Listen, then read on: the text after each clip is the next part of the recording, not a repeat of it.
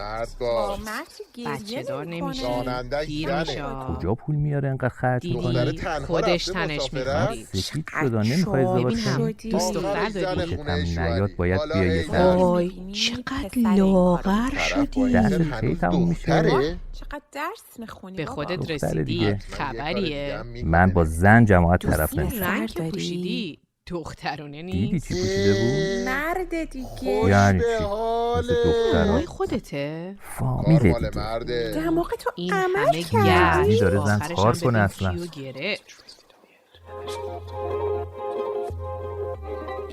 راستش هیچکی نمیدونه چی درسته چی غلط، ولی میگن یه جایی هست که نه درسته نه غلط و ما میخوایم شما رو همونجا ملاقات کنیم.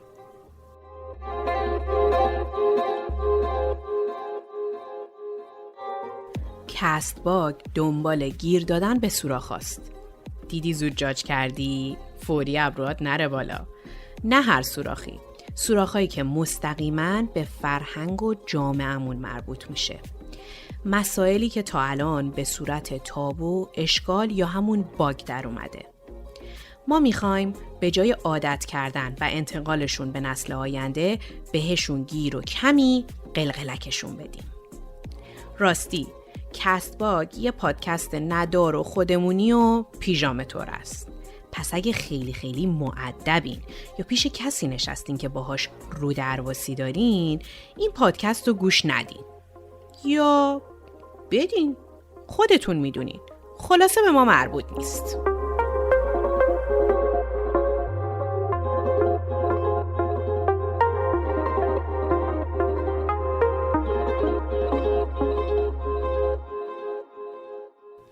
من سایه همراه خواهرم سارا تو هر اپیزود سراغ یکی از همین سوراخ‌ها میریم.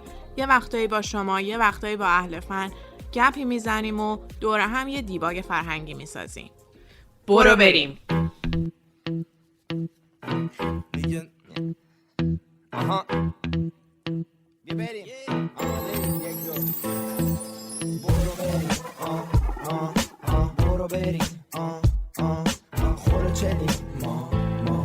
زنی که شوهرش را با زبانش بیازارد، خداوند هیچ کار واجب و مستحبی را از او نمیپذیرد. هیچ کار نیکش را قبول نمی کند. شوهر بدی چی میشه آقا؟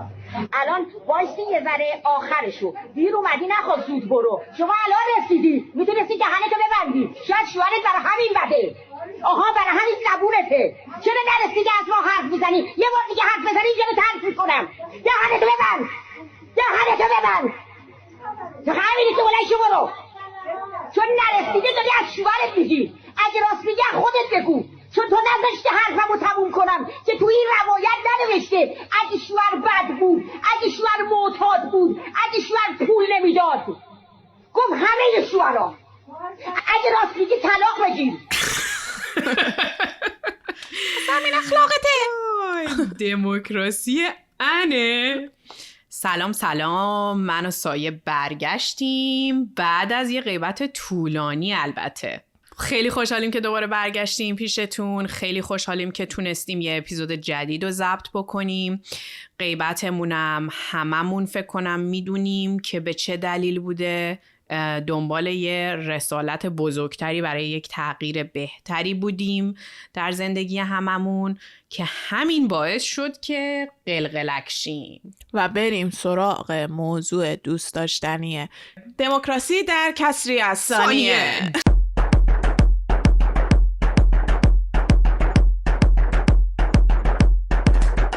اینه که ما توی این قسمت انگشتمونو کردیم توی سوراخی که اگر بسته بود شاید ازش گزیده نمی شدیم و اون نداشتن یا کمبود فرهنگ دموکراسی در گفتمان و آزادی اندیشه است. ما آسیبش رو توی جنبش زن زندگی آزادی با پوست و استخونمون حس کردیم. این شد که ما نشستیم تحقیق کردیم و یه گپ و گفتی حالا با هم دیگه داریم حول این مسئله. یه قسمت‌هایش هم اون وسط که با اهل فن صحبت کردیم. دکتر نیما اورازانی جامعه شناس واقعا باعث افتخار کشورمون. یه گپ و گفت خوبیه که همینطوری آیتم وار بین صحبتامون میاریم. طبق روال معمولم ما با استراکچر سیستم 442 آره وارد زمین میشیم. با استراکچر what, why and how یا چی، چرا و چگونه پادکست رو در واقع طبقه بندی کردیم. آخرش هم یه جمع بندی میکنیم و دیگه یه حالت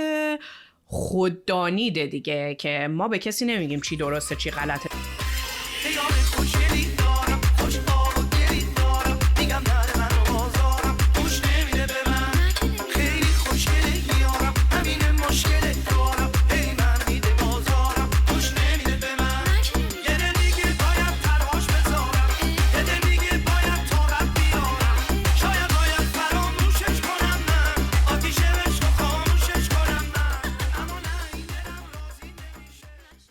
جرقه اینجا زده شد که طبق تیشرتی که تو پوشیدی و ما خیلی امیدوارانه حدود 1 سال داشتیم تلاش میکردیم و هنوزم میکنیم که ساپورت کنیم این انقلاب ژینا رو. 1 سالگیشه. بله در واقع میشه گفتش که پوینت دراپ دقیقاً در این نقطه بود که ما نتونستیم این دموکراسی در گفتمان رو توی اون حزب اپوزیسیون فرست و پیرو اون مردمی که حالا طرفدار هر کدوم از این آدم ها بودن توی اون چیز، این انسجام ما رو به هم ریخت و 6 نفر سر یه میز بودن نتونستن با هم خیلی دل سرد کننده بود. این یه ذره که خیلی رفت مخ. یعنی ما این انقلاب حالا اگه بگیم یه دوره 1 ساله بود از اول تقریبا 8 ماه 9 ماهش رو بدون لیدر گذروند و به محض اینکه این اپوزیسیون اومد و نتونست حرف بزنه، اصلا مثل یک سطل یخ بود که ریختن رو سر من. از لحاظ اجتماعی حالا خیلی هم سیاسیش نکنیم، میخوام فرهنگی کجاها داریم میلنگیم. اول قضیه تو خودت اشاره کردی سارا به داستان که این داستان فرهنگ و سیاست مثل تار و پود در هم تنیدن، به این معنی که مثلا مدرسه، خانواده، رسانه، اینا همگی در ساختن شهروند دموکراتیک مؤثرن. Where have you been? Where are you going to? I wanna know what's new. I wanna go with you. What have you seen? What do you know that's new? Where are you going to? 'Cause I wanna go with you. ما آدم‌های قابل گفتگویی با هم دیگه خیلی نیستیم، به خصوص تو بحث سیاسی. من دوستی داشتم سارا که این کلا با همه چی مخالف بود. مثلا میگفتی که ببین تو واقعا آدم جالبی هستی، یا مثلا دیگه این بهترین حالت کامپلیمنت داری میدی دیگه به طرف فلان، تو واقعا آدم خوبی هستی. گفت ببین اشتباهت همینه، من واقعا آدم گلیم. ببین حالا میریم سرش. این یه قسمتیش هستش که اصلا جالبه و به شدت تنیده در دی ان ای فرهنگیمون. خوبی‌ها و بدیهای خودش هم داره این مسئله که ما اینقدر فرهنگ چالشی داریم و آرگومنتیو خیلی فرهنگمون به همون خیلی جاها کمک کرده. قطعاً ما باید به مشکلات بپردازیم، اما در این حال این مشکلات رو به قول اینجایا باید کانتکستچوالایزدش کنیم، یعنی تو بافتار، تو اون ساختی که هستن قرار بدیم. این نکته است. این نکته دیگه هم این که به قول حافظ میگه که ای به می جمله بگفتی هنرش نیز بگو. من بیش از اون چی که راجع به ویژگی‌های مثبت مقاومت مردم توی این سالها دیده باشم، شنیده باشم و خونده باشم، بیش از اون راجع به این سلف کریتیسیزم ها شنیدم. از نظر من این بالانس بودنش اهمیت داره. اگه یه بالانسی به قول تو باشه، این خیلی نکته جالبیه که همونقدر که آدم مثلا میگه که اوه چقدر مثلا این خرابه اون خرابه، ولی عوضش اینو خیلی توش خوبیم یا خیلی کار درستی کردیم، نمیدونم. ولی اولش رو من فکر کنم مثلا یه چیزایی که کمک میکنه به من نوعی که خودم یاد بگیرم تشویق کنم اینه که یکی قبلش بهم گفته باشه، مثلا اینکه بیرون منو تشویق کرده باشه. برام بشینم فکر کنم راست میگه، مثلا من اینم هم میتونه خوب باشه. دیدی ما کار گروهی نمیتونیم بکنیم، من دیگه به خودم نمیتونم بگم تو میتونی عضو از یک گروهی باشی که میتونه که کار گروهی رو ببره جلو، چون من اینجا ثبت شده که ما که کار گروهی نمیتونیم بکنیم. برای همین من میگم که ما به هم دیگه مثل یه زنجیر انگار که میتونیم کمک کنیم که خودمون با خودمون بهتر شیم، ولی به هم دیگه هم نیاز داریم برای این کار. فقط من تنها کافی نیستم. و عادلانه آدم بخواد نگاه بکنه، این مسئله هستش که بعد بپذیریم که با یه بک‌گراندی هم اومدیم و عوض کردن یا اون اینیشیتیو دادنه شاید اینجا برای خیلی راحت‌تر اتفاق بیفته. من دارم اینجا تلاش می‌کنم. آره فرهنگو بخوام بیام غالب کنیم. چرا همش وقت اینا به ما فشار بیارید؟ ما فشار. در این شک ندارم که اینجایی‌ها قطعاً میتونن خیلی چیزا رو از ما یاد بگیرن. از جمله مولتی تاسک بودن، همه آروم و اصلا وقتی از یه نفر یه تاسکی تو صف وقتی وای میشه یه سوال بکنی طرف دیگه اصلا کلا قاطی میکنه. یادش میره که برای چی به دنیا اومده. شروع کن سارا ببینیم چی داری تو چنته. بزن بریم. Hit the door.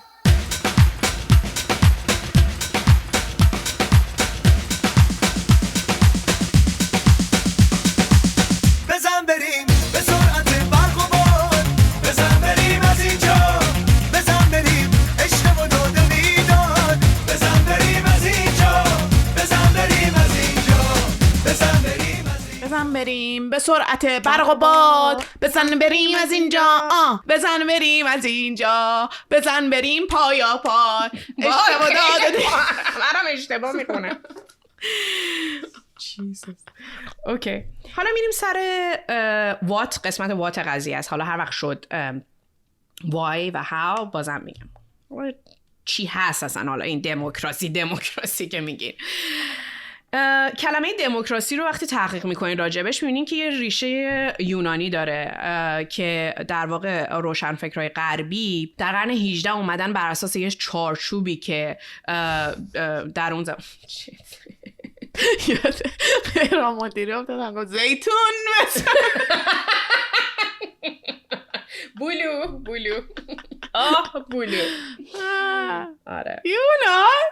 من فکرم از ایران اومده. همه چی اصلش از ایران اومده. خب اومدن بر اساس اون چارچوب یه تعریف سیاسی ازش کشیدن بیرون. چون ما دنبال دموکراسی اجتماعی بودیم، یه چالشی بود که ما در مورد این کلمه داشتیم. کسایی که تحقیق کرده بودن، کسایی که در موردش مقاله نوشته بودن، بیشتر جنبه سیاسیش رو مد نظر قرار میدادن. این در سطح جامعه شناسی کمتر تعریف شده.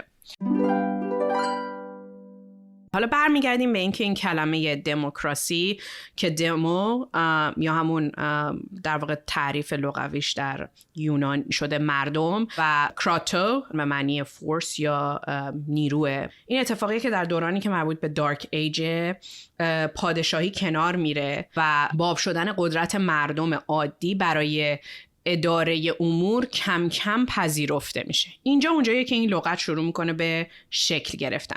کلمه دموکراتیک را ازش نترسید، ازش که حذفش را بترسید. این فرم غربی است. ما فرم های غربی را نمیپذیریم.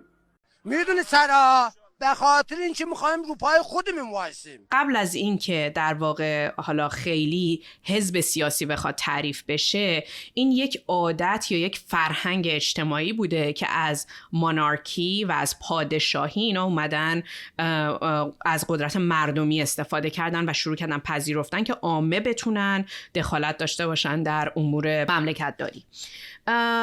ولی خب امروزه دموکراسی یه نوع سیستم هم هست و نهایتا مثلا قدرت بازم یه مقداری توسط نماینده و مردم یه حق انتخاب عادلانه‌ای بهشون میده که بتونن باورها و دیدگاه‌های خودشون رو به صورت آزادانه ابراز کنن و حق بازخواست و انتقاد از مسئولین برای همه هم آزاده. این تو کشورهاییه که مثلا به اصطلاح کشورهای دموکراتی هستن که حالا یه چارت هم هست اتفاقا سالیانه یه بررسی انجام میشه در کل دنیا که مثلا این نشون میده که هر کشوری تو چه درصدی از این دموکراسی قرار من میگیره. قول میدم ایران تو صدره. ببین believe it or not ایران بدترین نبود ولی به بدترین خیلی نزدیک بود. چیز بود؟ کی بود آخه؟ ببین زرشکی داشتیم و ایران مثلا یه زرشکی کم رنگ بود که یه ذره چیز بود. الان بهت میگم کی بود. جزو دموکرات ترین کشورها. شاید اونجاهایی که پایین بودن دیگه مثلا زیست نمی کرده چیز.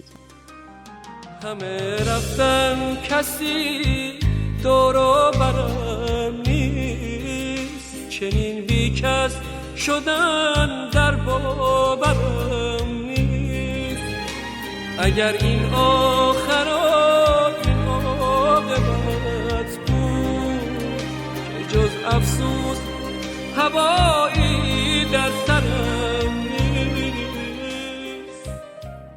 خلاصه افغانستان و میانمار که از ما بدتره. بعدش دیگه ماییم و چین و حالا یه سری کشور دیگه روسیه است و کشورهای در واقع اروپای شرقی خب وضعشون که خیلی بهتره و اصلا خیلی ملو و برو حالشو ببر و اینا. بعد امریکا امریکا نسبتا کانادا خیلی زیاد. کانادا چسبونده کف دموکراسی. استرالیا هم ایران الان شرایط همینه که هست. ولی اگه کسی اعتقاد نداره جمع کنه از ایران بره. وای من ترسیدم به خودم داداش، بیا بریم. بگذار من هم بیایم گم نشوم. بیا داداشم بیا. من هم ترسیدم. ولی در حقیقت اینه که دموکراسی فقط یه سیستم دولتی نیست، یه سیستم اجتماعی فرهنگی هم محسوب میشه که اجرای چنین سیستمی در اجتماع باعث فرهنگ بالا بردن تحمل و بردباری و پذیرش تنوع انسانها از نظر فرهنگ‌های متفاوت و توان گفتگوی آزاد در مورد مسائل مهم با همدیگه است. پس این در واقع حرکت اجتماعیه که میتونه خیلی جا به ما کمک بکنه که نسوریم. تمرین نهادینه کردن دموکراسی در فرهنگ و جامعه باعث فعالیت بیشتر شهروندی و مشارکت مدنی جامعه میشه. وقتی که مردم تو شکلگیری جامعه نقش فعال دارن که این به واسطه اظهار نظر کردنشونه دیگه، این باعث اتحاد و اعتماد بیشتر توی جامعه میشه. نتیجه رعایت دموکراسی باعث احترام به حقوق فردی، آزادی اونا در زمینه‌های مختلفی از جمله آزادی بیان، مذهب و تفکر میشه که این فرهنگ بردبار و تکثرگرا و بدون ترس رو پرورش میده. حالا ما همینطور که میریم اینا رو یه بررسی می‌کنیم، می‌بینیم کلمه‌های قلم اصطلاح تکثرگرا.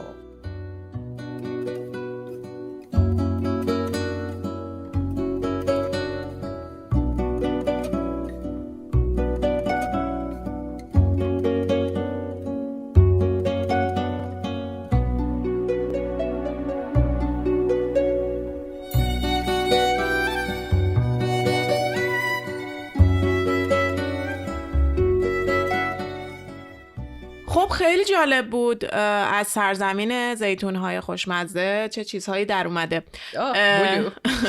حالا تو یه نکته گفتی سارا، اشاره کردی به تأثیر تنوع فرهنگی و ارتباطش به دموکراسی، یعنی قبول کردن متفاوت بودن آدم‌های یک جامعه از لحاظ فرهنگی، از لحاظ خب فرهنگ متفاوت باشه، طرز فکر قاعدتاً متفاوته. حالا چه جوریه که دموکراسی و این تفاوت فرهنگی در هم تنیده میشه؟ ببین من چیزی که در واقع توی تحقیقان باش روبرو شدم اینه که دموکراسی حدود 18 سال پیش توسط کارل مانهیم اومده در یک مقاله‌ای کشیده شده به سمت فرهنگ، یعنی از بعد سیاسیش دوباره کشیده شده به سمت بعد فرهنگیش و این رو بر اساس 2 اصل این اومده مطرح کرده که اصل یک اینه: باور به برابری ماهوی انسان ها سایه. یعنی میگه امکان داشتن فرصت برابر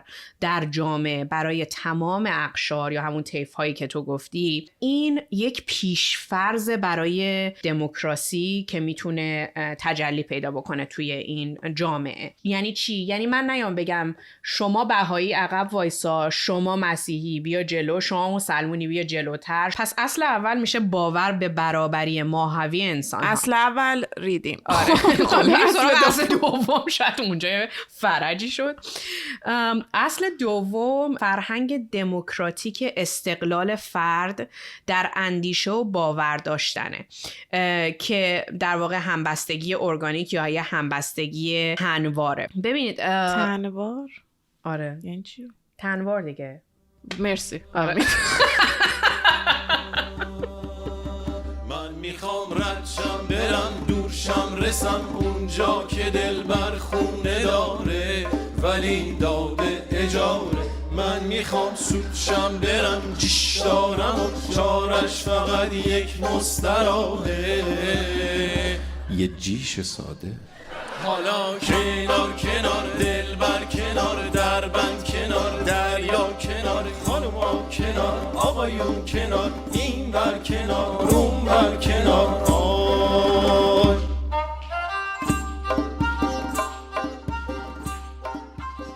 استقلال فرد در اندیشه و باور اینه که یک جامعه‌ای این ارزش رو برای هر فردی قائل باشه که این آدم میتونه مستقلاً فکر بکنه و مستقلاً یک نظر داشته باشه بدون اینکه تحت تاثیر یک دانای دیگه‌ای باشه یا اپرووال یک کس دیگه‌ای باشه. تو جوامع قدیم حتی در اروپا هم اگر نگاه بکنیم، دانشمندا برای اینکه بخوان ثابت کنن یه کشفیشون رو یا یه علمیشون رو که در راستای نفع جامعه هم هست یا بوده، نمیتونستن به صورت مستقل، مثلا ارسطو نمیتونسته بیاد بگه، یا گالیله به صورت مستقل نمیتونسته بیاد بگه که حاجی زمین گرده چون من دانشمندم، اینم تحقیقاتمه، این نظریه منه. خب چون اگر اینطوری مطرح میکرده نه تنها خریده نمیشده بلکه ممکن بوده به قیمت جونش هم تموم شه. اینه که خیلی از دانشمندا یا خیلی از ادبا یا کسایی که در واقع محقق بودن، ستاره شناس بودن، مجبور بودن این تحقیقاتشون و این نظریاتشون رو بیان در قالب مذهب بیان حرفو بذارن تو دهن مثلا اون آخوندشون یا اون مثلا ربایشون یا پریستشون، بعد بگن که اگر اینجوری باشه خدا چقدر اینجوری خوشحال تره که اونجوریه تا ربایه بخره، بعد مثلا شوگر کوتش کنه بده به مردم. یا خوش آمدی بفرما خالگیر و رمالم، من حلال مشکلاتم دلال ازدواجم، جنگیر و دلالم من، اسم تو بگو تو جن تو بگیرم، کفین و رمالم من، دست تو بده طالع تو ببینم. نامه داری تو راه یک زن لاغرندام، دشمنت هست دشمن روسیا هست، همین روزا پولی به دستت میرسه. کدام پول؟ پول زیادی که میشه حواله از طرف عمو یا خاله. بفرمایید که این پول چقدر است، چطور است، حلال است، حرامه؟ اونشو دیگه چرچ کنم بگم من خمس و زکاتش رو بده، حلاله. بغله بپا نماله.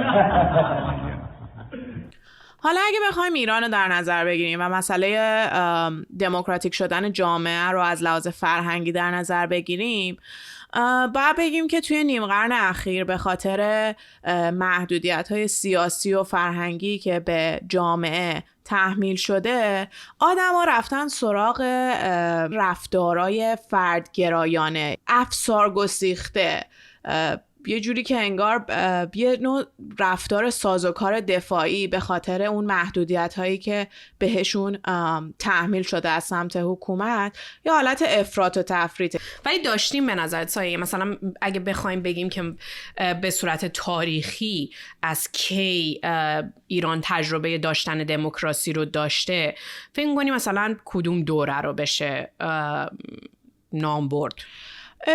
دوره دوست داشتنی نیست، ولی جالبه. از دوره قاجار باید اسم برم. از زمان قاجار توی فرهنگ سیاسی دموکراسی جا باز میکنه و از همون قانون مشروطه‌ای که بر اساس یه فرهنگ دموکراتیک نوشته شده، قانون مشروطه، شروع این داستان دموکراسی تو ایران بوده. مردم هی به مرور زمان بهش علاقه نشون دادن و بسترش فراهم شده حداقل از زمان قاجار، ولی هیچ وقت به ثمر ننشسته. اشخاص منورالفکر از داخله مملکت به خیال افتادند که امورات اجتماعی این مملکت از راه شخصی خارج شود و اراده اجتماعی شود و نسبت به این مسئله هر عاقلی که به درجه اول عقل باشد تصدیق می کند که اداره کردن امور شخصی با اراده اجتماعی اقوا و امکن است تا اداره کردن امور شخصی. بچه اگر که علاقه دارید اون دوران رو یه کتاب جالب راجبش بخونید، کتاب تاریخ مشروطه ایران نوشته احمد کسروی، بسیار بسیار جذاب و خوندنیه. دنبال یه کتاب جمع و جور واسه سفر میگن، حتما اینو ببرین، خیلی کتاب سبک عالیه. بخش دیگه ای هم داره که 3 نهاد در جامعه است که میشه نگاه کرد و نبود دموکراسی یا کمبود دموکراسی رو میشه گفت که ریشه‌ای توی این نهادها خیلی تاثیرگذاره تو فرهنگمون سایه. مثلا نظام آموزشیمون یکیشه، رسانه‌ها یه قسمت دیگه است و خانواده یه نهاد دیگه است که نقش اساسی و مهم داره توی آموزش این دموکراسی. راجب نظام آموزشی اول بخوایم حرف بزنیم، این فاصله معلم و شاگردی که توی اون مثلا معلم و دانای کل میدونن، ما نمیدونیم، خودش میدونه. ببین آره، ولی مثلا این که آقا احترام معلمتو نگه دار. معادل فارسی کلمات زیر را بنویسید. ماکت، نمونک، کمپوت، خوشحال، گارانتی، تضمین، ضمانت. که عربیه، معادل فارسی. خانم گفته. دیگه این جمله رو من نگیا. چیزی که غلطه. هر کی میخواد بگه هر جام نوشته باشن. برای گارانتی هم بنویس. اب نداره بابا، بذار کم کن. بنویس پشتوانه.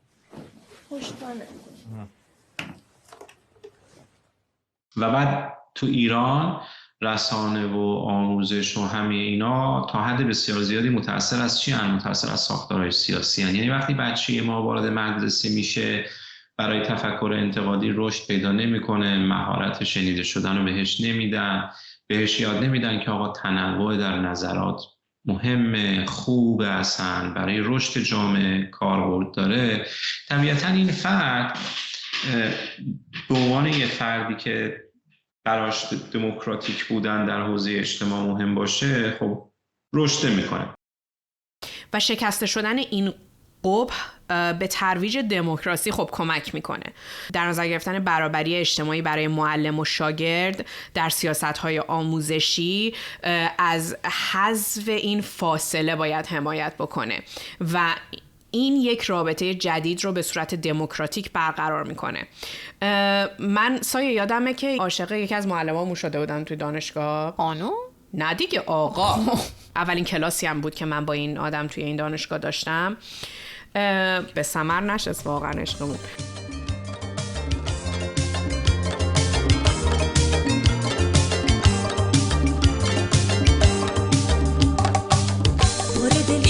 شدم پر تشویش، همه تنم آتیش، انگار عاشق شدم عاشق. تن من زلزله بارون، من عاشق چی شده؟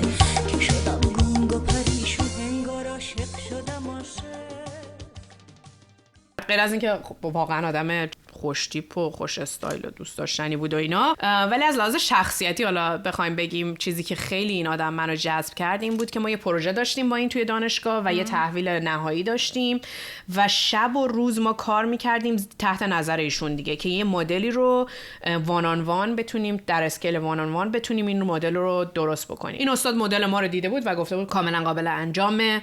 این مدل فیل شد، ساخته نشد درست. فکر می‌کنم 2-3 ساعت به پرزنتیشن مونده بود، کلاً ریخت، مدل کلاپس شد و به فنا رفت اون پرزنتیشن و خیلی ناراحت بودم من و ما همینطور همگروهیامون و اینا.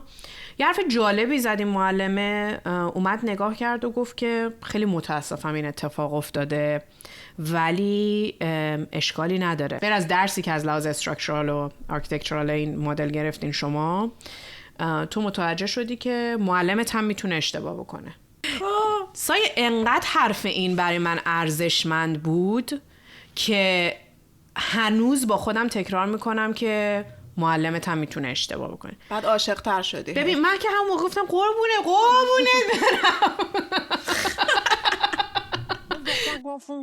با هم دیگه انقدرم سیپیم. آره انقدرم سیپیم. انقدرم دست سیپیم. از این هست. ولش کن وقتی بلد نیستی بگی ولش کن. الان میگم دیروز بلد بودم. انشرم پنتینا. ریلیشنشیپ و اینا که انکشم ترتیم. آره خیلی خوب. انشپرتن دیستیم. یاد میگیری دل واپس نباش.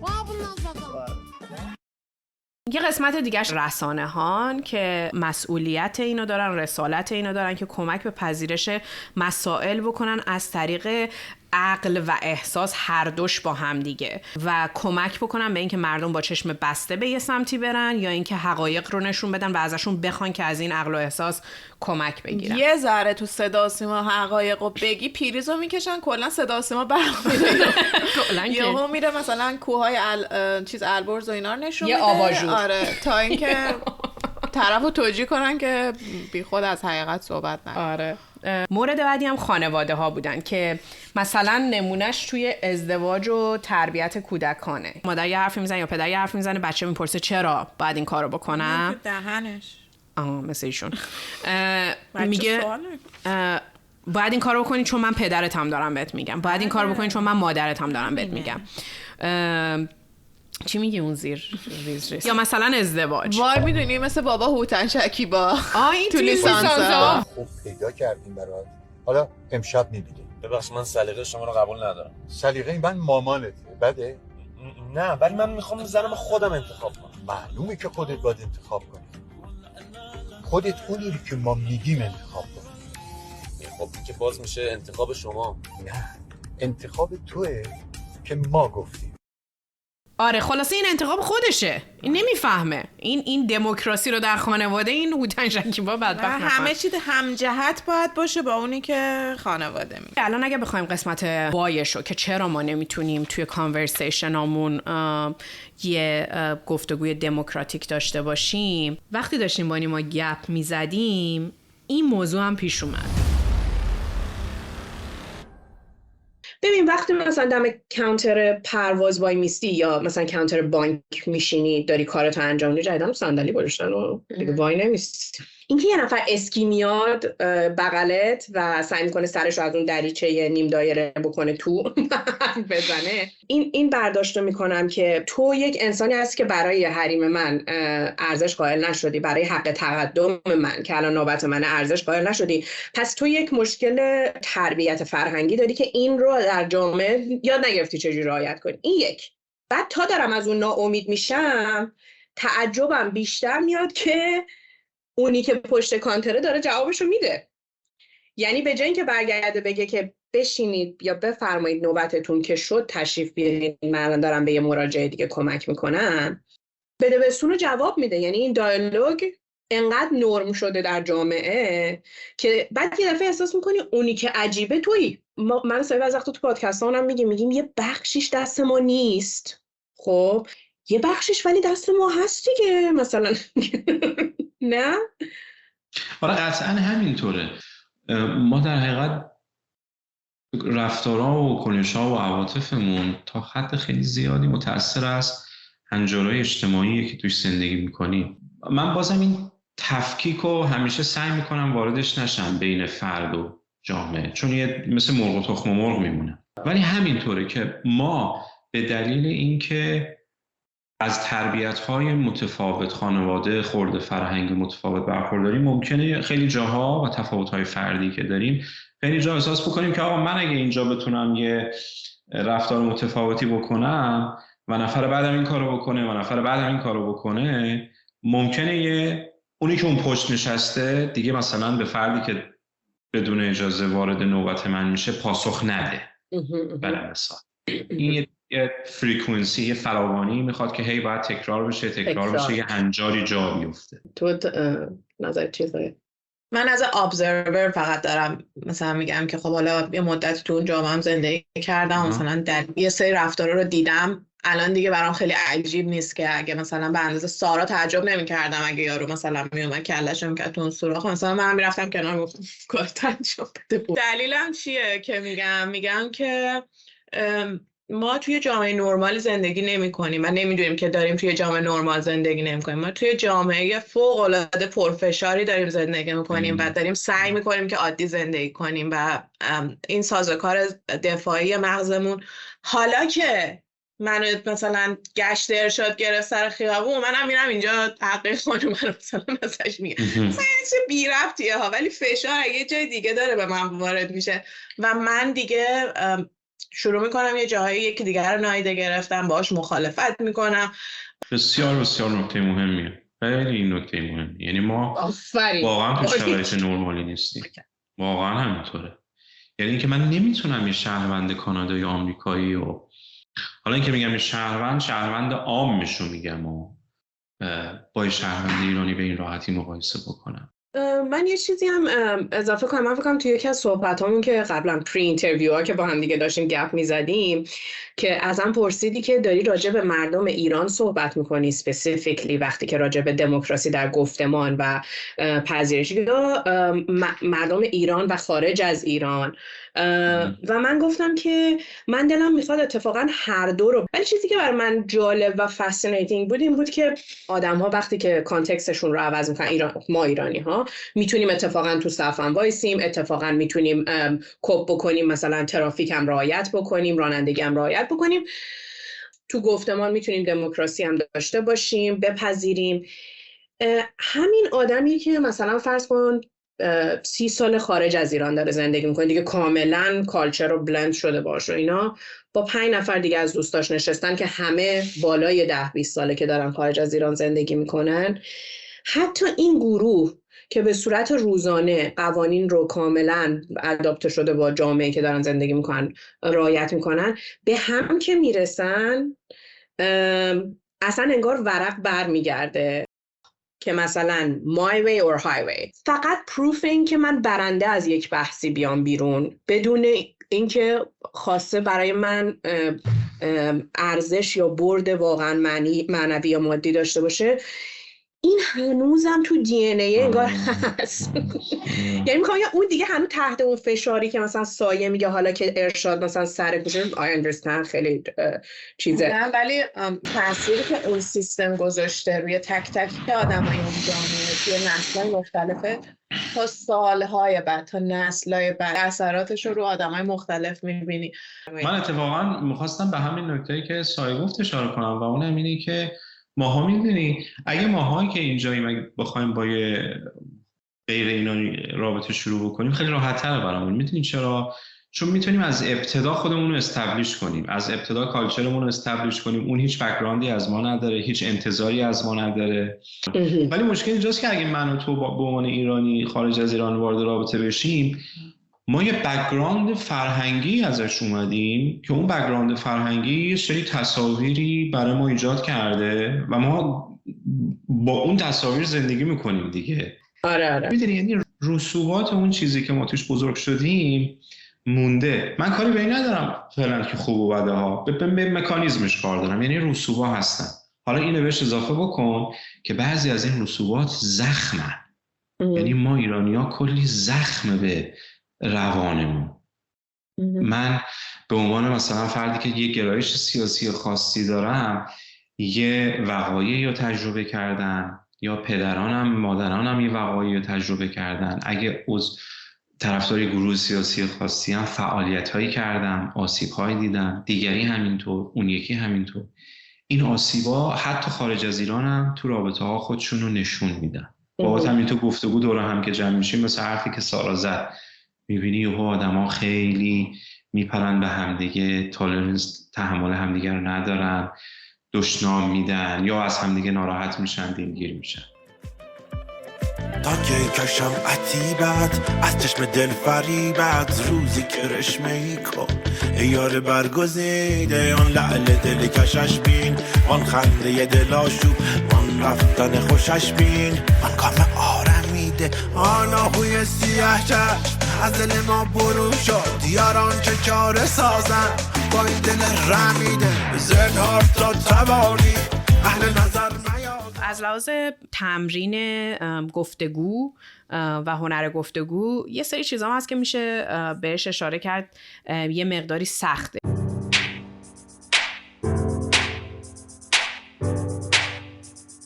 برای نمونه ما از خودمون شروع کردیم.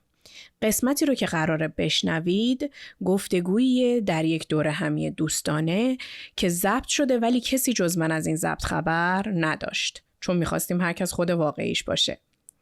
این تبدیل شد به یک نمونه خیلی جالب و ما پیشا پیش بابت صداهای حاشیه‌ای از جمله تخمه و چیپس و قلیون و غیره معذرت میخوایم. اینم یادمون نره که این قسمت هدفش نشون دادن یه نمونه از گپ و گفت دوستانه روزمرمونه و موضوعهای مطرح شده توی این گپ و گفت. هدف این قسمت از این آیتم نیست. دارم پرسید که وقتی ما اینقدر میگیم زن زندگی آزادی حقوق برابر زنان و مردان، نشینی رو فرانه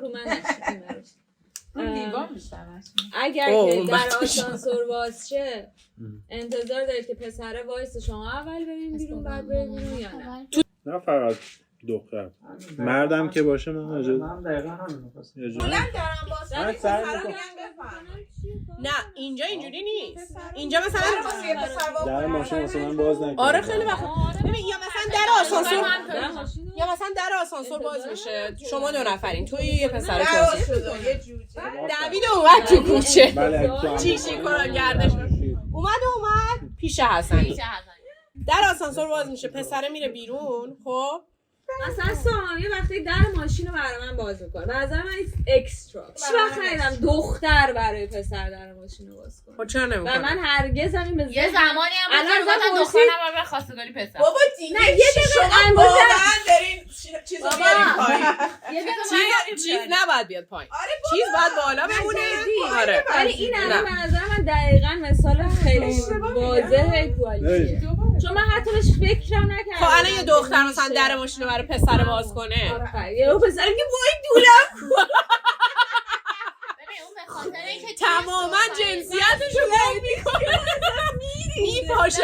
مثلا هیکلی بخوای نگاه کنی، منو بهادر رو بذاری کنار هم، ممکنه من یه کاری بتونم انجام بدم یا مثلا قدم برسه به یه جایی، بهادر نتونه این کارو بکنه. قد خودتو به رخ کشیدی؟ ولی منظورم اینه که ایکوالیتی به این منظوری نیست که فقط به خاطر اینکه بهادر پسر این اپورتونیتی بهش میاد با اینکه نمیتونه این کارو انجام بده. ایکوالیتی به اینه که هر چیزی، هر جامعه‌ای فاز جدی داره.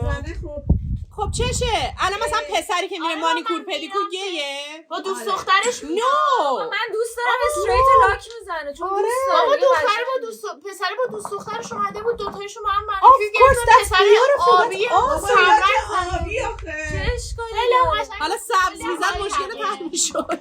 همین که بهش فکر کنی یعنی داری آفرین به نظر من بهادر خیلی سوال قشنگی. بابا قشنگ کن زیبا نیست.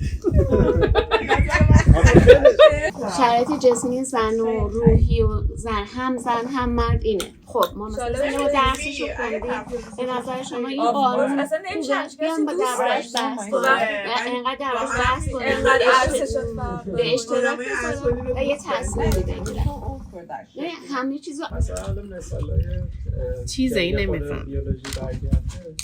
مثلا کاسکو مردا کامپتیتیو ترن نسبت به زنا. اینا رو قبول دارید یا اینکه فکر می‌کنید که من از پیش افتادم در من این قبول ندارید؟ نه ببین مردم واقعا اینسکیور نسبت به خودشون. نه سوالش یه چیز دیگه بود. آقا چی اینسکیور؟ نه شما رو نمیگم. سام شاکی شد. کجای من اینسکیور آقا؟ ببین همه مردم منظورم وقتی میگم مردم منظورم همشون نیست که. نه ولی بهادر یه چیز دیگه داره میپرسه. چی میگی؟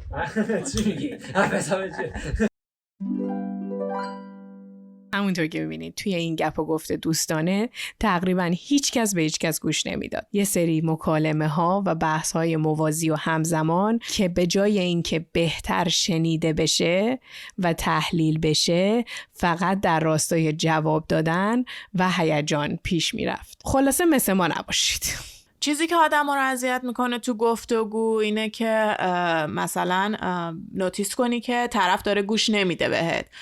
مثلا یه روز دیزاستر وار رو از سر گذروندیم، میشینید مقابل طرف میگی که آره آقا حاجی امروز ماشینم روشن نشد، از اونور روشن که شد یه تایرم افتاد تو جو، اومدم ماشین پیاده‌شم افتادم تو گیلا. آره مثلا اصلا روز خوبی نداشتم و اینا. بعد داری اینا رو تعریف میکنی، مثلا این طرف سرش اصلا تو گوشیشه، مثلا داره میاد جواب اینستاگرامش رو میده یا جواب ایمیلش رو میده، anyway به تو گوش نمیده و تو احساس میکنی که من دارم یه مومنت سختی رو شیر میکنم با طرف و طرف اصلا داره گوش نمیده به حرف من.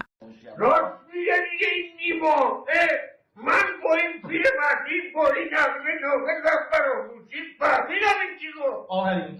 بابا این بچه داره میگه شلوغ نکنید، آسته ریسه دیگه هم میره مرسه که طبیعی هم هستا. یعنی ما تو دنیای امروز انقدر حواس پرتی، وسیله حواس پرتی زیاد داریم، از گوشی موبایل بگیر که حالا شامل سوشال مدیا، اخبار، نمیدونم این چیزایی که ترند میشه، انقدر وسیله واسه حواس پرتی توی دنیای امروز وجود داره که اگر که یه روزی امروز یکی بشینه به حرفای من گوش بده، من ازش تشکر میکنم، میگم مرسی که وقت تو بهم اختصاص دادی و نشستی حرفای منو گوش دادی. برای منم خیلی ارزشمنده واقعا. ولی حالا اینکه چه جوری شنونده خوبی باشیم یه تمرین و یه تغییر خوب فردیه که هر کدوم از ما هم اینو تو خودمون تقویت کنیم، مثل یه دومینو یا مثل یه زنجیر میتونیم رو هم دیگه تأثیر بذاریم و ایمپکتش رو لانگ ترم روی روابطمون، روی توی جامعهمون، کامیونیتیمون ببینیم. حالا فکر کنم سارا چیزای خوبی در آورده راجع به این که چی کار کنیم که شنونده خوبی. آره راه‌ها که زیاده، ولی فقط در مورد گوش دادن فعال اگر بخوایم بگیم، یه چند تا مقاله بود، جالب ترینش مال هاروارد بیزنس ریویو بود که میگفتش که گفتگوها معمولا مثلا با دو هدف شکل میگیره، یا داری صرفا فقط میگی که ازش ابراز همدلی و مشارکت بگیری، یا اینکه میخوای بفهمی که طرف مقابل چی داره میگه.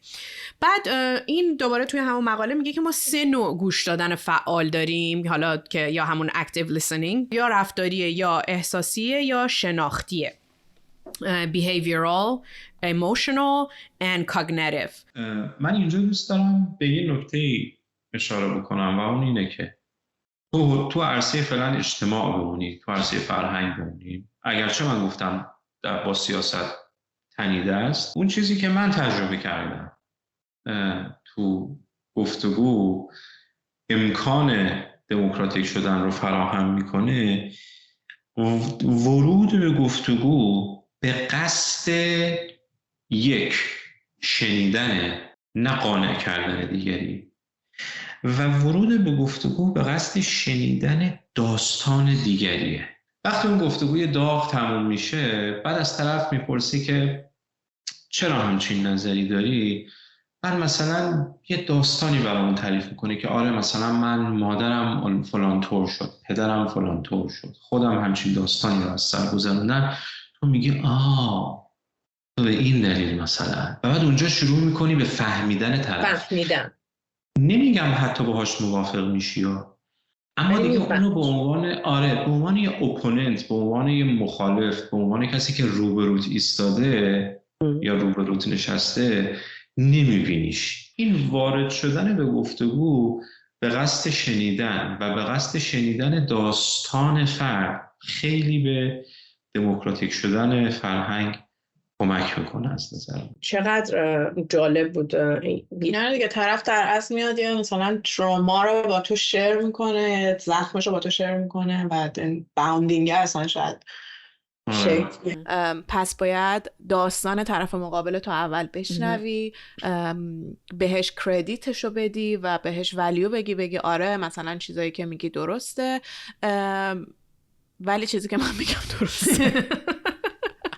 دیدی مثلا آدم تا یه جای آدم حسابیه، یه جای دیگه نمیتونه آدم حسابیم تموم شد.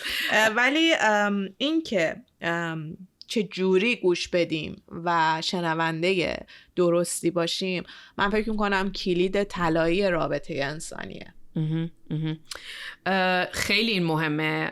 در کنارش به نظرم تفکر انتقادی هم چیز خیلی مهمیه که این اطلاعاتی رو که بهمون میرسه توی یه کانورسیشن که گوش میکنیم بتونیم بررسیش کنیم، ارزیابیش کنیم و بتونیم از جایی که خودمون هستیم این مسئله رو ریویو بکنیم و پرسپکتیو طرف هم ببینیم. یعنی ببینیم یعنی خودمون رو بذاریم جای طرف مقابل. ببین نه که لزوما بگیم من اگه من جای اون بودم چی کار میکردم، ولی همین که داستانش رو بشنوی و انقدر کنجکاو باشی که بگی چی باعث شد که اینجوری فکر بکنی یا چی باعث شد که این راجبه این مسئله این احساس رو داشته باشی. یه بک‌گراندایی بهت میده که میگی من تا حالا از این زاویه به قضیه نگاه نکرده بودم که چه جوریه. با من خیال کن که نشستی کنار من، تو قصه گفته ای من قصه خواندم. با من خیال کن شب از سر گذشت و رفت بیدار.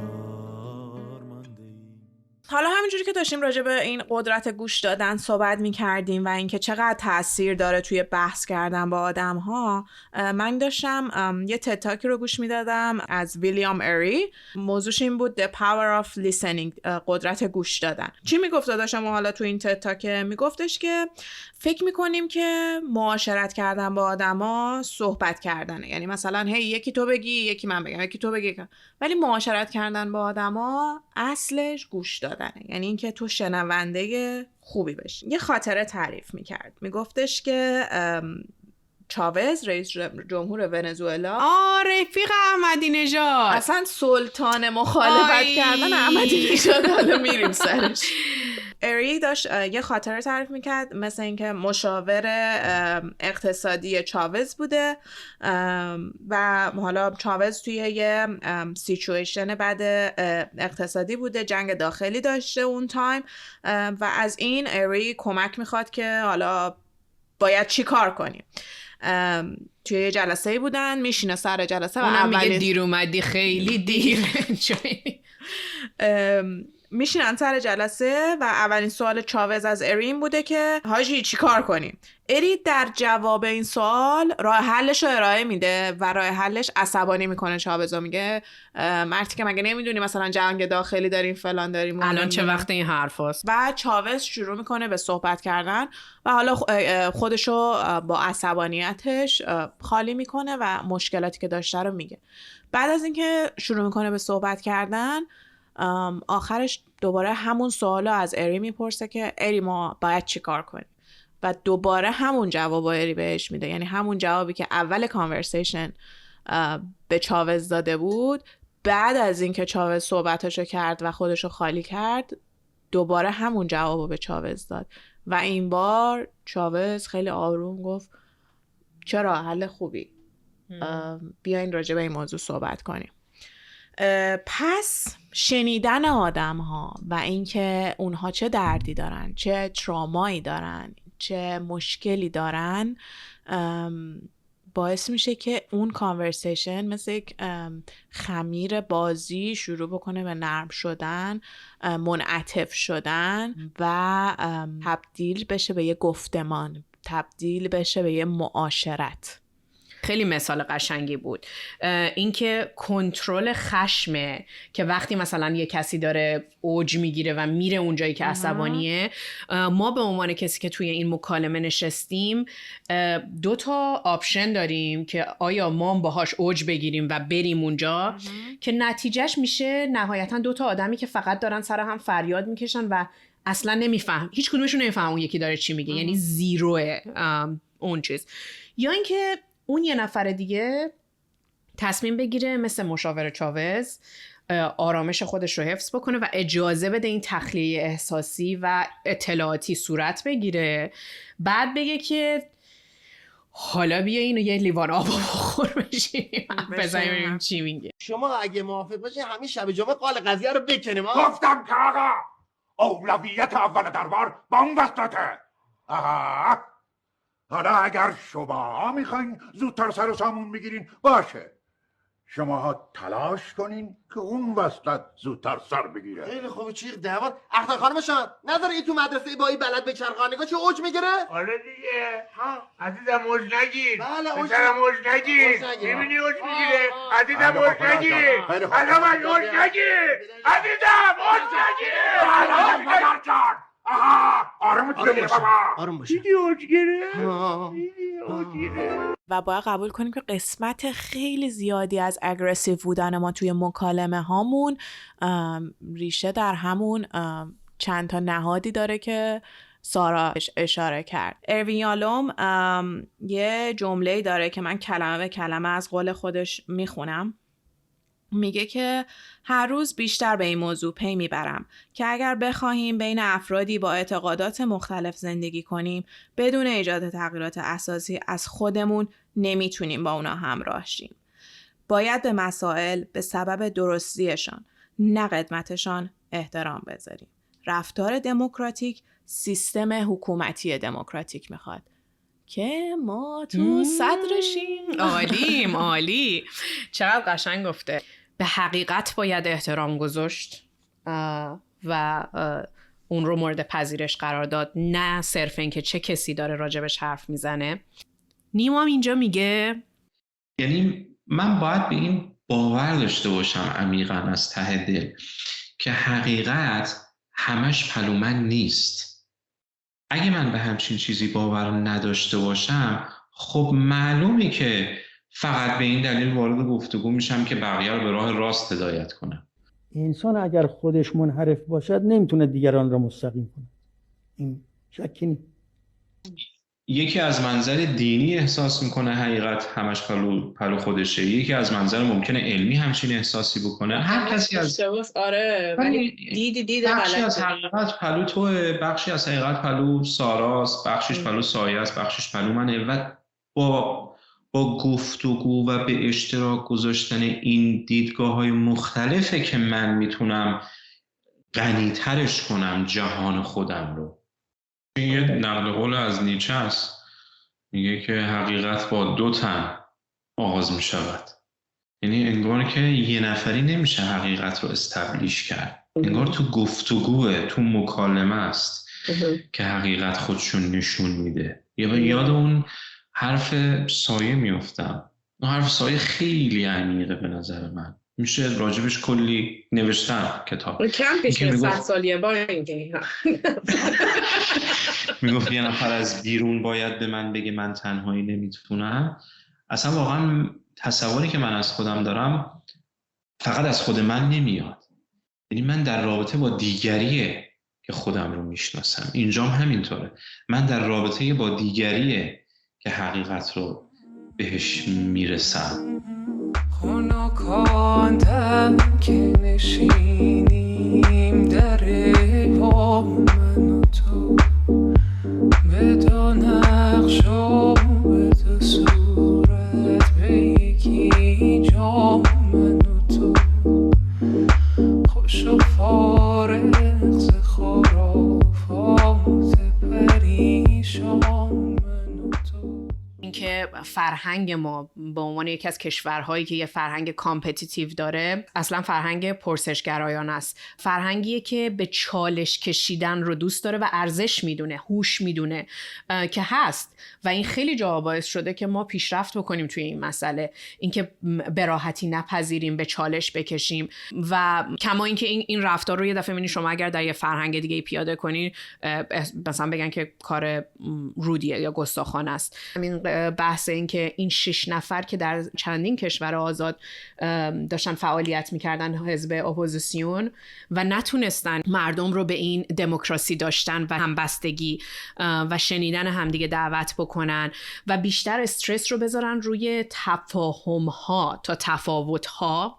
ما اگر به همدیگه درست گوش بکنیم بیشتر از این که تفاوت ببینیم تفاهم میبینیم.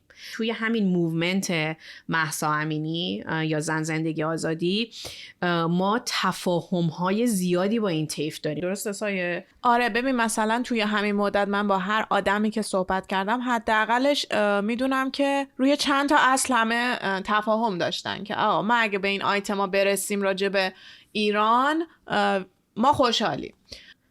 نیما یه چیز جالبی رو اشاره کرد. همین که نکته اشتراکات میگی، حتی ما تو گفتگوها نباید منتظر بشیم که این نکات مشترک بین ما و طرف گفتگومون یا طرفهای گفتگومون خودشون کشف بشن. تو گفتگوها به جای اینکه از محل اختلاف شروع بکنیم اصلا بعد از بگیم که اون جاهایی که با هم دیگه اشتراک داریم از اونجا شروع بکنیم. چه جالب. تو گفتگو باید از جایی شروع بکنیم که همپوشانی هست. میگیم تو به فلان چیز باور داری؟ مثلا میگه نه، یه پله میایم پایین‌تر. به جایی که بحث بکنیم که نه اینطوره، یه پله میایم پایین‌تر میگه این چی. یعنی وقتی اشتراکات رو پیدا بکنیم طبیعتاً از این اشتراکات شاید، نمیگم حتما، بلخص اگه داستان طرف رو شنیده باشی، این شنیدن داستان طرف خیلی مهمه، شاید از اون اشتراکات راحت‌تر بتونیم حداقل محل اختلاف رو بهتر بفهمیم. آره، یا از یه جای از یک دریای آرامی شروع کنی. آره یا اصلا بهش حق بدی، بگی حق داری که مخالف نظر من باشی چون من چیزی که تو تجربه کردی رو تجربه نکردم. و آره مثلا راست میگی، من چرت نمیگم ولی تو هم حق داری.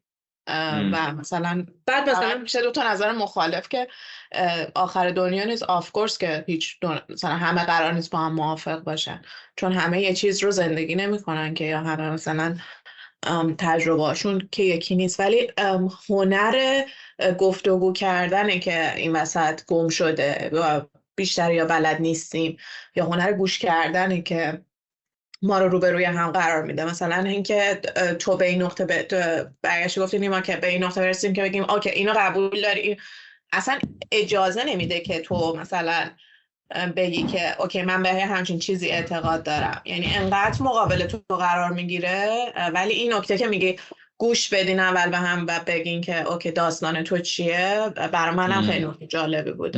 یه نکته دیگه که به ذهن من میرسه یه مهارتی هست، من اسمشو گذاشتم مهارت خفه شدن. چه زیبا. ببند. آره ببند حلقو. ببند. که من خیلی اوقات من یه داستانی بگم خیلی کوتاه. بارها من گفتم اینو. با یه خانمی، با یک از دوستای صمیمیمون که خانمی هم بود، تو آسانسور بودیم، دیر وقت شب من داشتم میرسوندمش خونه‌شون. بعد که تو آسانسور سوار شدیم خونه ما بودیم، بعد این تو آسانسور چیز بود، دوربین بود. بعد من خیلی روشن فکرانه برگشتم گفتم که این بیگ برادرم که اینجاست و داره ما رو نظارت میکنه و فلان و اینا. بعد انتظار داشتم که اونم منو تایید بکنه. بعد دیدم اون برگشت گفتش که 1984 بود نه؟ آره بیگ برادر، that's true. مثلا دولت داره ما رو نگاه. انتظار داشتم که اونم تایید کنه و اینا. دیدم اون برگشت گفتش که نه، من به عنوان یه زن اینجا احساس امنیت میکنم، این که اینجا هست. بعد من اون موقع پیش خودم فکر کردم که بلافاصله عجب غفلتی از سمت من هست که جهان یک انسان دیگه ای رو که حالا تو این مورد خاص چون جنسیتش با من متفاوته، اصلا تجربهش با من متفاوته و من کور بودم نسبت به اون تجربه. و خیلی اوقات هست وقتی افراد اظهار نظر میکنن ما میگیم آره میفهمم. من خیلی اوقات دوست دارم با مشت بزنم تو دماغ این آدمایی که میگن نمیزنم چون دموکراتیک قرار باشیم، ولی واقعا خب نمیفهمه. تو برای چه میگه من میفهمم؟ خب بگو، اظهار تعجب کن، اظهار ناراحتی کن اگه خاطرم بده، اظهار خوشحالی کن اگه خوبه. یعنی ما اصرار داریم بگیم همه چیز میفهمیم. میتونم تخیل کنم یکی اینه مهارت خفه شدن، چیزی نگیم واقعا گوش بدیم. که گویا سخته برام واقعا. همه چی نظر ما خیلی سختمونه، ما ایرانی‌ها خیلی سخت. اصلا گفتن سکوت، نمیدونم، اطلاعی ندارم، اینا رو بلد نیست. مثل سم کشنده است. یکی از کلماتی که کلن افت داره بیانش کنیم کلمه نمیدونمه. رو زبونمون نمیچرخه کلن. هر کی هر جا در مورد هر چیزی، از مذاکرات ژنو گرفته تا سبک زندگی موریانه ها و تا نسبت خانوادگی فراعنه مصر تا فشار هوا بر سطح زحل حرف بزنه، میگیم آره میدونم، بعد 45 دقیقه راجع به اون موضوع حرف میزنیم. به این دسته از جانداران میگن انسانهای بدونن. بدون به دنیا میان، بدون زندگی میکنن، بدونم از دنیا میرن. خب یک کلمه بگو نمیدونم، بعدش نترک. میگیم دردت چیه، بیا حرف بزنیم، خفه شو. نه اون هم مهارت خفه شو. نه چی وای. نه خفه شدن مال خودمونه. اون بعد حرف بزنه ما باید خفه شیم. ما دوباره برعکسش نکن دیگه سایه، به یارو نگو تو خفه شو من حرف. اینا هرچی بخوام برداشت میکنن از حرف طرف. پس میری گوش میدی، میگی خفه شو خدا. همونه که من دموکراسی در 5 ثانیه. مرگ حضرت عباسی از چنین شرایطی برای من بهداشت. تو فکر میکنی من یه آدم معمولی هم؟ بله دایی شما معمولی، ما فریبای، ما فامیلیمون با هم فرق داره. منو بهداشت بلند شو، متکا رو بزن زیر بغل، میری تو اتاق لحاف میکشی، سرت به خوابی عمیق فرو میری. میخوام ببینم آخرش چی میشه. آخرش خشونتی داره که مثبت 18. من مجلسی آدمم. و هممونم دنبال حل یه مسئله میگردیم دیگه. وقتی داریم با هم بحث و گفتمان میکنیم اینی که دنبال اینیم که یه راه حلی پیدا کنیم. فقط چشم اندازامون با هم فرق میکنه، فقط دیدگاه هامون با هم متفاوته. این متفاوت بودن دیدگاه رو بپذیریم از هم دیگه و قبول کنیم که دیگری قرار نیست مثل من فکر کنه. این شروع خوبیه واسه این که شنونده خوبی باشی. با هدف جواب دادن به کسی گوش ندید. با هدف جواب دادن توی بحث‌های سیاسی شرکت نکنید. با هدف یاد گرفتن. استفن کوبی میگه Most of us don't listen to understand. We listen with intention to reply. گوش میدیم که جواب بدیم. گوش نمیدیم که بفهمیم چی داره گفته میشه. Here we are, blaming failure on the other. Here we are, waiting to depart. Do we care just enough to aid our brother? Do we care enough to seize the home? و در نهایت توی این گوشه دنیا همین گربه چموش دوست داشتنی آدم رو اینجوری بار میارن. جوری بارت میارن که از تغییر بترسی و وقتی اولین نشونه های تغییر پیدا شد بهش شک کنی و فکر کنی نکنه اوضاع از این بدتر شه. اما تو این بار همون گوشه‌ای که هستی رو عوض کن. از تغییر نترس و جهان رو با وجودت روشن کن. دقیقاً از همون گوشه‌ای که هستی. که روشنی سحر شبد از شب تیره تر، گر یاد اون نباشد در سر، که شبد این دیده تر رود امید زهر کوچه و خونه این شهر در دلم این آرزو گیرد باز رنگ و بو کاید صدایش از هر سو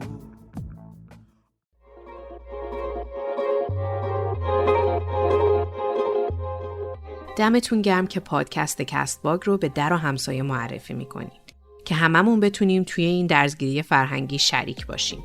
لطفاً اگر سوراخ فرهنگی دیدین سریع ما رو در جریان بذارین. موسیقی و منابع انتخابی این اپیزود رو میتونید همراه با توضیحات اپیزود در کانال تلگرام ما پیدا کنید. پادکست ما رو میتونید از طریق اپلیکیشن های مختلف مثل اپلیکیشن پادکست برای iOS، سپاتیفای برای اندروید و همچنین در پلتفرم های مختلف مثل کست باکس، ناملیک، انکر بشنوید و لذت ببرید.